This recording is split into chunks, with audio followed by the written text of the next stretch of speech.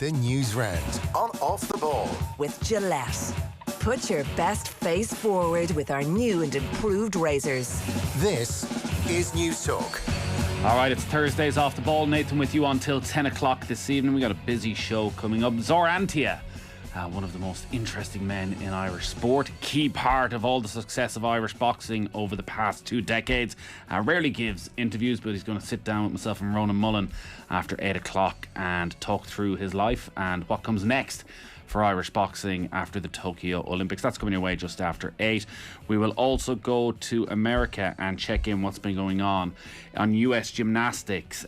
They have been in front of the Senate over the last few days, so we'll talk a little bit about that. And a lot of football as well. John Giles reflecting on the week's Champions League. That's coming up at 7:30.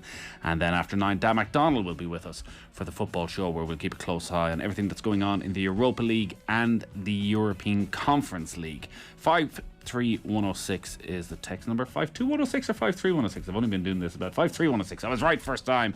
Add Off the Ball on Twitter. Joe Malloy would never make such a mistake. You're always right. Don't ever doubt yourself again. What did we agree on? 53106. Yes, that does make sense. Richie McCormick, good evening. How are you, Nathan? I'm all right. Listen, myself and Joe have had a busy day. Oh, big.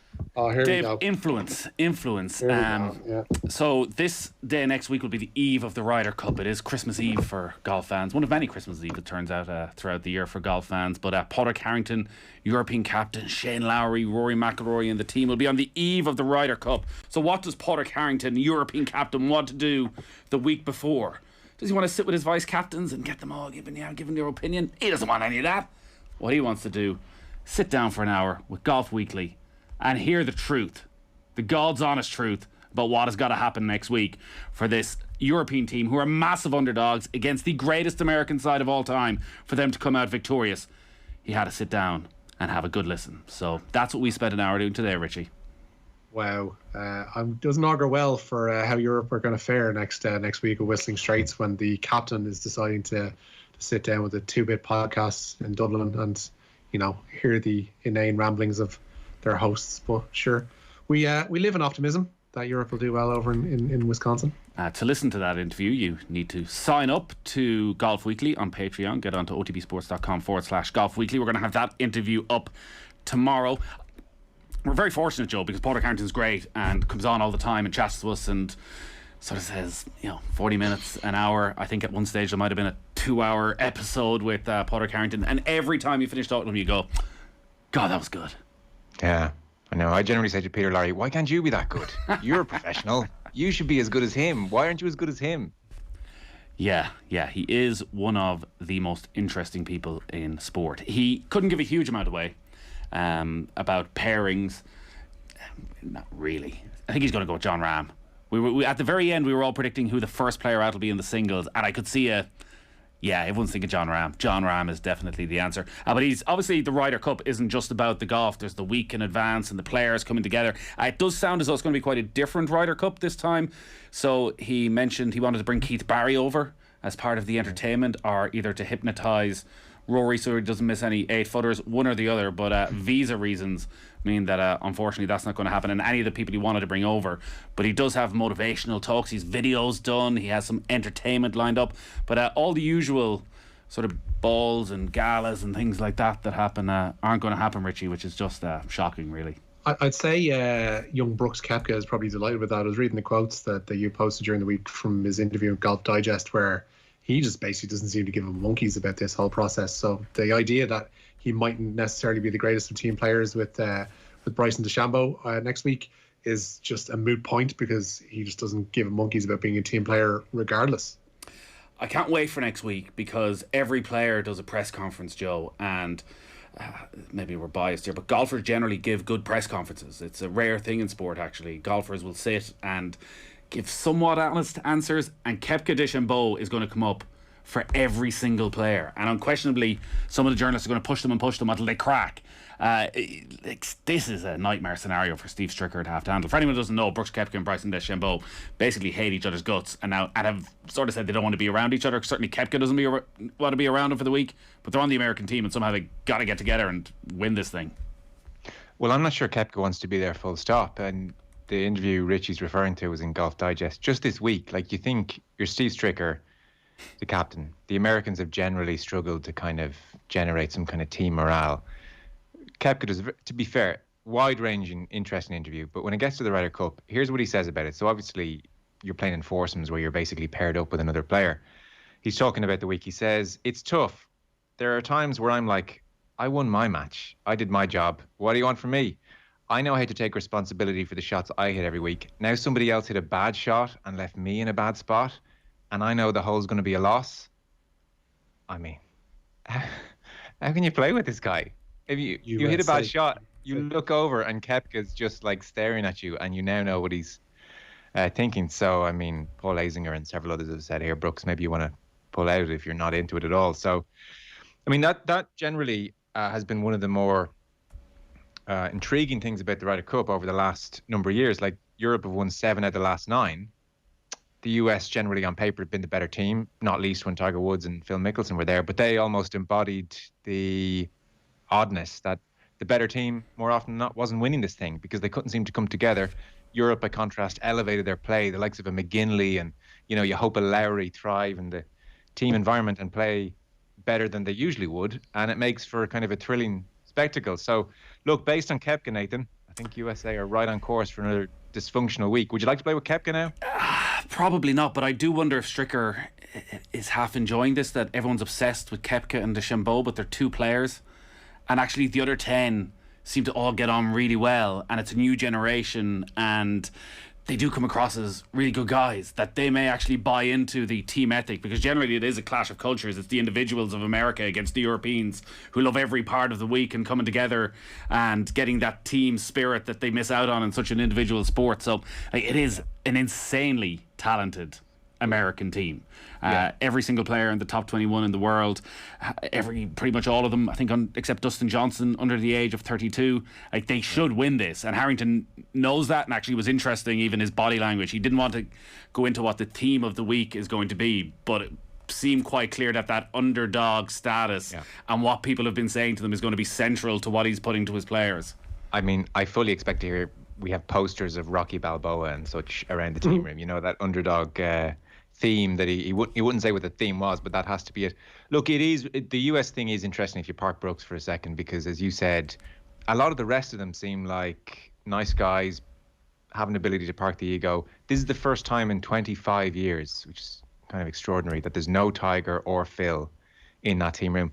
And I think really they, not deliberately, but they were the reason for the dysfunction. Like Tiger, clearly a freak and just the alpha, so obviously, but like not into the Ryder Cup, and very difficult to find a partner for, as many fellow players found out. Just his presence was too much, and he wasn't a generous partner. And then you would Phil, who the guys loved and who probably wanted to be an alpha, and how could you be with Tiger there? And so he, I think, found himself in a weird spot. And you had 25 years of that, this weird team room. So I think actually they're so much better off to have Tiger and Phil away from the playing group. And so this is the first time we're going to get to see it, and it'll be interesting to see what effect it has. Well, what about this? I never got a chance to say it to Harrington. Do you think Stricker pulls out the Tiger move next week? Tiger, who we haven't seen publicly in 6, 7, 8 months since nearly dying in that horror crash, the Tiger is brought out the Thursday night as the inspirational speaker for Team USA. Back on his feet, walks into the room, and everyone goes, bloody hell, let's do it for Tiger. I hadn't thought of that. Oof. It's a good shout. I mean, they're like a James Stricker kind of scenario where he throws on the cape and he's like hunched over and he's like, I can't go on. Then comes back out and he's like, I'm alive, mofos. If you were to ask which member of Team OTB is most likely to be the Brooks Koepka of the group, I'm fairly sure it's JP. I don't think there's any question. I played golf with JP this morning, and he doesn't want anyone else there with him. Like, it's a means to an end that you have to go out on a course with somebody else. But like, his general disdain the entire way around of what everybody else was doing was quite remarkable.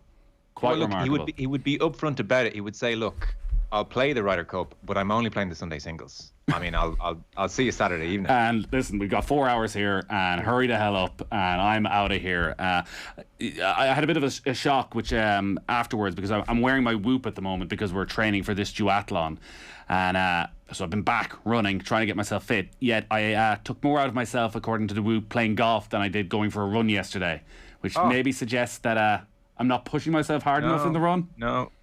Golf is outrageous. You do 3-4 hours of golf. I'm always amazed you're burning like 6, 7, 8, 900,000 calories. That's why JP's in such good shape. Oh, indeed. Wow. So that's all for the duathlon. It's coming up on October 10th, which is less than 4 weeks away. We're doing it with thanks to Whoop, the digital fitness and health coach that provides personalised sleep recovery and training insights. See whoop.com for more. So we played early, so maybe I didn't get enough sleep. Maybe that was the issue, because we were up early to play.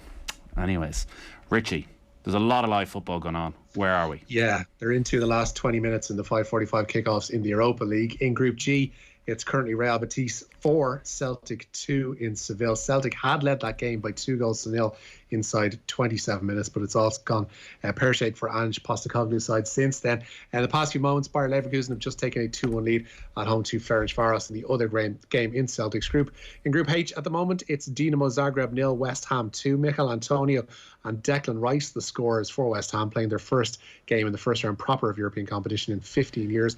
Elsewhere in that group, it's still Rapid Vienna 0, Genk 0. Genk have just had a goal disallowed by VAR. There's an 8 p.m. start at the King Power, where Leicester begin their Group C campaign at home to Napoli. At the same time, Rangers take on Lyon in Group A, and that group's other game sees Brøndby entertain Sparta Prague.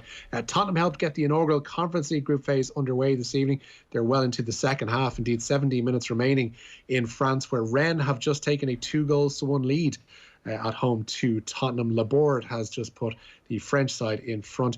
Spurs had gone ahead early on through a Lucas Moura deflected shot on 11 minutes, but Rennes now in front in that game by 2-1. Elsewhere in that group, it's currently Moura 0, Vitesse Arnhem 2. The news round is with thanks to Gillette. Put your best face forward with their new and improved razors. The European Conference League, Joe, was sort of going to be seen as a positive for Irish clubs if they could qualify. It was another route into Europe, maybe a more accessible route into Europe. And now that they haven't got there, though, it's rather confusing of a Thursday night, where there's already about 30 Europa League matches. Now there's about 30 European Conference League matches, and trying to figure out which is which. God help you. If there was an Irish side there, I'd be all in on this tournament. As it stands, I'm not going to lose sleep over it.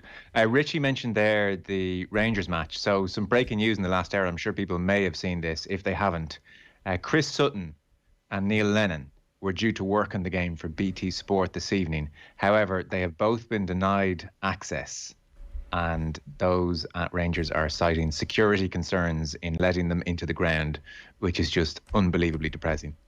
It's like when Owen Sheehan tries to go to McHale Park the next time. Well, yeah. How can they not guarantee their safety? How can we have a scenario where two former players can't be driven right up to the door of the stadium, can't walk in? Like, this happens in some ways.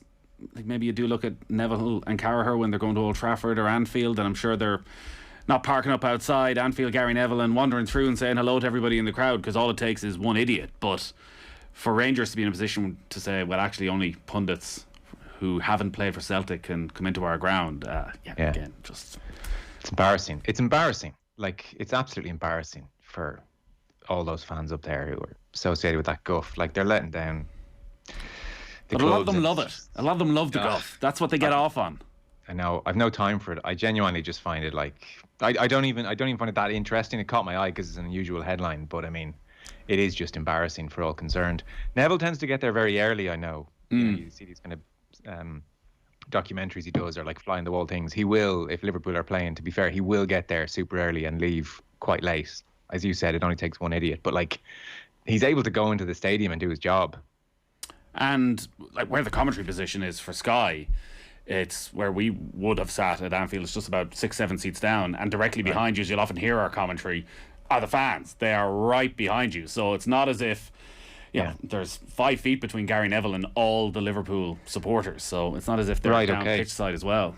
Well, I just assumed it was that the two boys were maybe down to be pitch side this evening, and so there was the worry, obviously, a bottle or a coin would go in their direction. Quite possibly, and maybe it's the sensible decision, which is actually as sad a reflection again that that probably will happen. Every couple of years, Richie, Ulster make a signing and you go, bloody hell, and this is one of those.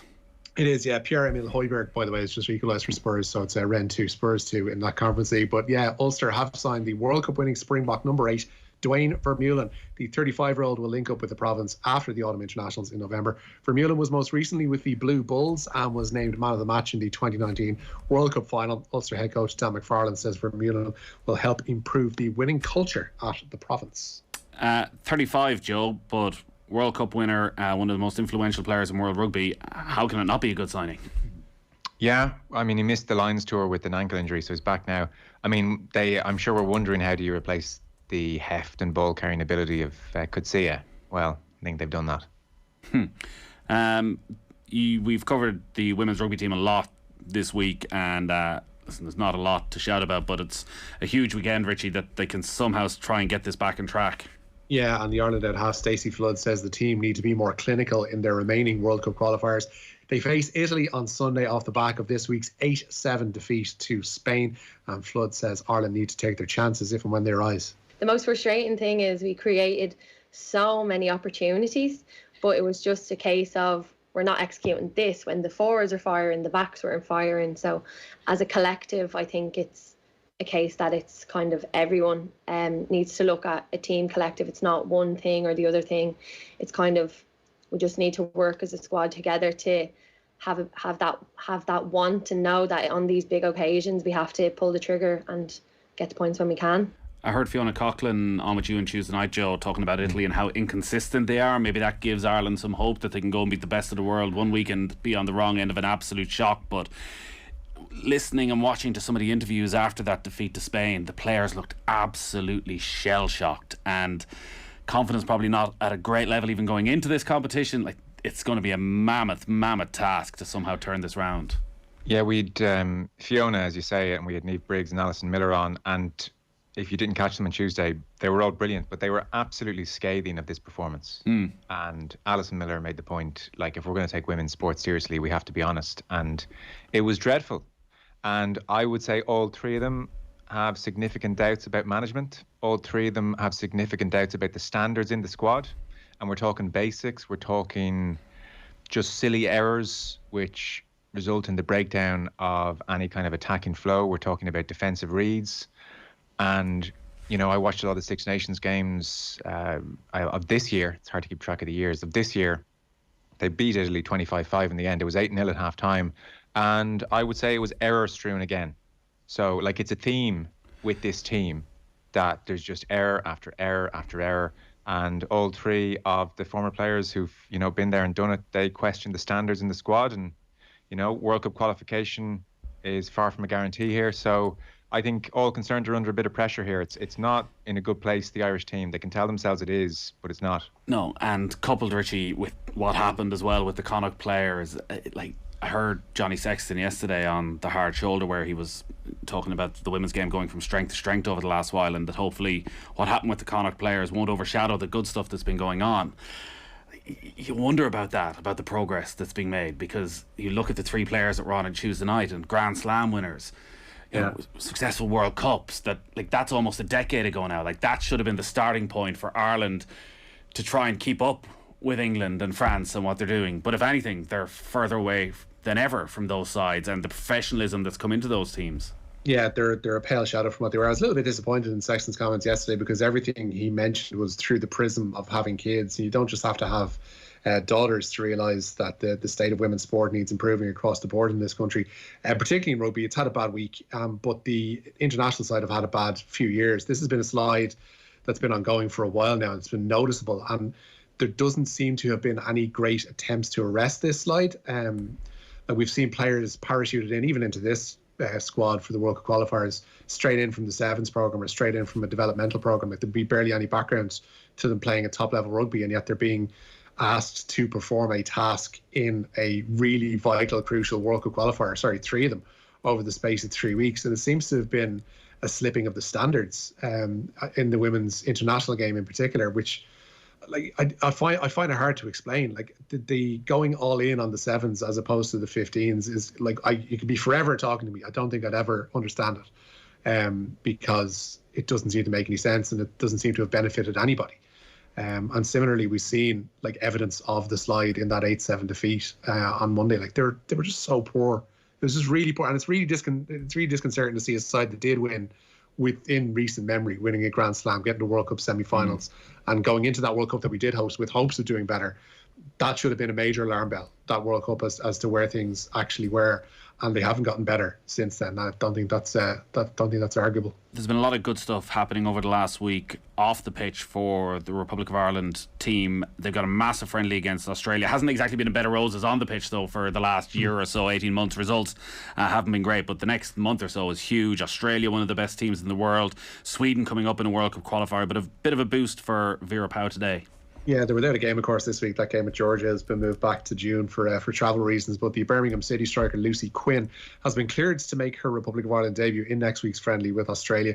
The English-born player received her Irish passport on Wednesday evening. Quinn, whose grandparents hail from Sligo, was already training with the Irish squad ahead of this week's game. So if things go horribly wrong for Stephen Kenny over the next couple of months and the FAI do decide to make a decision, Chris Hughton will unquestionably be the favourite, and that path has been made a whole lot easier. Yeah, Chris Hughton's paid the price for Nottingham Forest's appalling start to the new season. The former Republic of Ireland defender was sacked after last night's 2-0 defeat to Middlesbrough. Forest are rock bottom of the championship table, although that's going to change now because of Derby's points deduction, but they've just got 1 point from their opening 7 games. Another former Ireland international, Stephen Reid, will take temporary charge of Forest, but the ex-Swansea boss, Steve Cooper, is the bookies' favourite to take over. Indeed, it's rumoured he's already had talks about that position. I'm not sure, Joe, how damaged Chris Hughton is by this, because reading Daniel Taylor on Nottingham Forest and what's going on at the club and the way it's being run at the moment, it does seem to be a bit of a basket case, but it's probably not an ideal scenario for him if he is thinking of getting into international management for this to be his last role. And I know from watching some Forest and the analysis of Forest, there was a sense that it was a continuation of Brighton, that it was quite negative, that it was maybe they just needed results, but there's an expectation at Forest that they weren't great to watch. Yeah, I think, look, that is there with Hughton. Philosophically, he'd be approaching things from the other end of the spectrum to Stephen Kenny, I think. But he would absolutely be an option, and he'd be considered. I mean, who knows? Often, look, we've seen the FA down the years flip-flop and go in opposites. So maybe if Stephen Kenny doesn't work out, they go for the opposite, which is loads of pragmatism and loads of experience, and then the cycle begins again. I don't know, I was curious, your thoughts on, you know, Stephen Kenny for the first time coming out and forcibly, explicitly saying this is about building for the next qualification campaign, followed then by Jonathan Hill saying, look, we'll review it at the end of the campaign. I was thinking, like, do we have a strategy or do we not? Like, is Stephen Kenny making up this strategy, or is it the FAI strategy? I was kind of a bit disappointed by that, I have to say. If Hill had come out and supported it, I think it would have calmed things down a lot. I'm not sure Hill could have come out and supported it, though, because there is no long-term strategy. Like, Stephen Kenny's contract is not until 2024, so he can't come out and say, yes, absolutely, Ireland have to play Luxembourg and Azerbaijan again. Like, the banana skins are everywhere. So I think from a purely business point of view, he was probably doing the right thing, though it certainly doesn't help Stephen Kenny right now. And I think most people are of the view that, yes, this young team do need to be able to continue to progress towards 2024, but he was put in a pretty difficult spot, because if you commit to him now, you can't really change your mind in 2 months, though maybe the best thing is, and probably should go and make that commitment now. So yeah, I think it was tough enough. We are out of time. John Giles is waiting, so we got to talk to John Giles. Harrington never mentioned our flights, what one we're on to continue the advice over the next week, which is a bit upsetting. So I'll send you the details. I guess we'll be here. Get on to otbsports.com/golf weekly. That Padraig Harrington interview, well worth listening to, will be up tomorrow. Richie, thank you. You're already signed up and up. Joe, we'll talk to you soon. All right, lads. All right, John Giles is up next. How would you spend €20,000? The 20k giveaway on News Talk. Before all that, though, this is the 20k giveaway on News Talk. €20,000 could be yours this Friday, and all you got to do to be in a chance to win is answer this question. What country are ABBA from? Is it A, Sweden, or B, South Africa? Text the word play, followed by A or B to 57599. Entries cost $2.50 plus your standard message rate, and you must be over 18 to enter. You're playing across the Go Loud network of stations. You'll find the full terms and conditions on newstalk.com. Get your entry in by 3 o'clock tomorrow. We could be calling to give you the 20k tomorrow evening. Answer within 5 rings and the cash is all yours. That's your chance to win €20,000. Text play to 57599 with your answer, and the very best luck. The News Round on Off the Ball. With Gillette.